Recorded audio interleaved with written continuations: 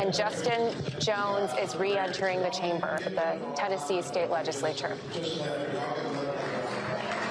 to tremendous applause.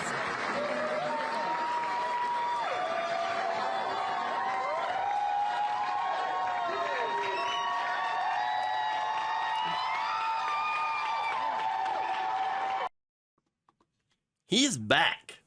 That's right.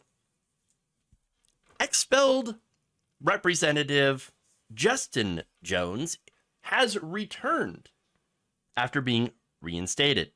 That's right. The Nashville Metropolitan Council voted 36-0 unanimously to reappoint Justin Jones to his position after Republicans voted to get rid of him over basically his part in a protest for gun safety. So now Jones and another black Democrat, Justin Pearson, were forced out of the Republican-controlled legislature last week, again after this protest, spurred by the mass shooting at a Nashville Christian school that had left 6 people dead. A third Democrat who would join him in the protest, Representative Gloria Johnson, avoided expulsion mainly because she was white. But hey, look, he's back. Jones is. Pearson, not yet. But what we see right now is democracy in action. You love to see it.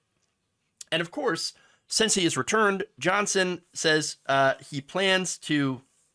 Did I say Jones? Jones plans to call for more gun reform along with Johnson and along with Pearson, the Tennessee Three, not backing down. And I love it. In fact, here's what Jones said, quote, "The first thing I do when I walk into this building as a representative is to continue that call for common sense gun legislation. Today, we are sending a resounding message that democracy will not be killed in the comfort of silence." He says that his main focus is on gun reform simply because that's what the young people are begging us to do.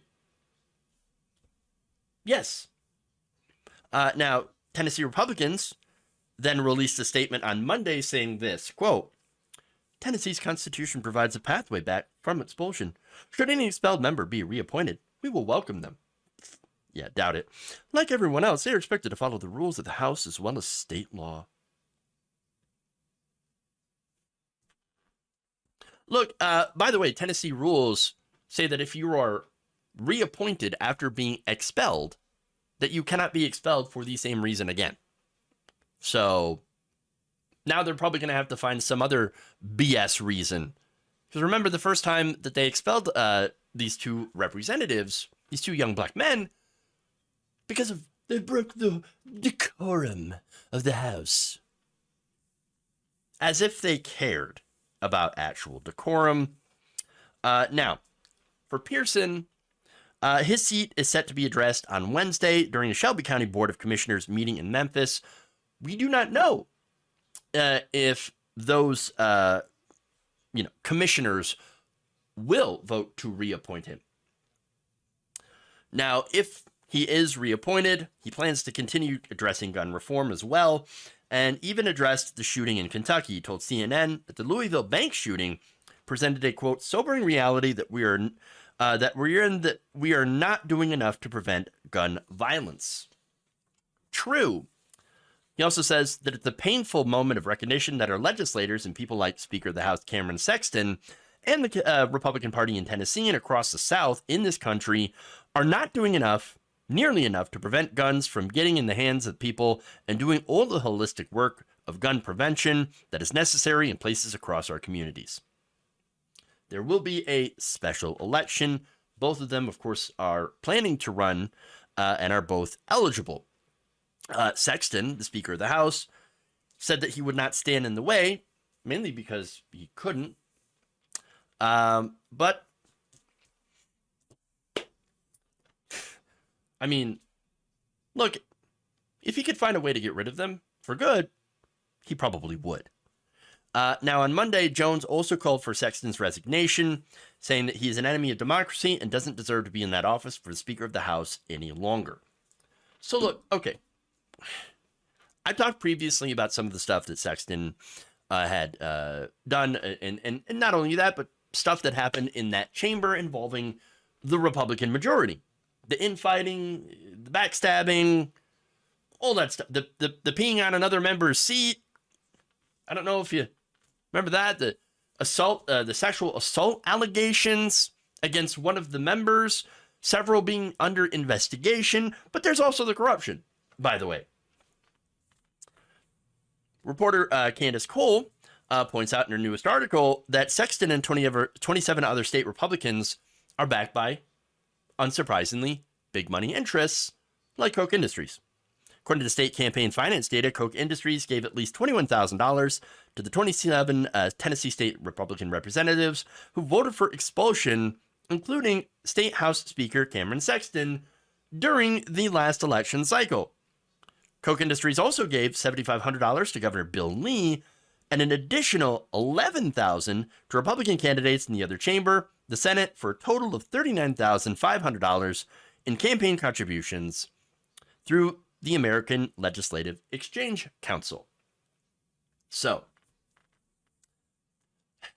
Alec, of course, for years, has worked to oppose bans on semi-automatic weapons, support concealed carry, and encourage guns on college campuses, according to a report by the Center for Media and Democracy's Alec Exposed project. Sample draft legislation obtained by that project appears to have been scrubbed from Alec's website following these mass shootings. Gee, I wonder why.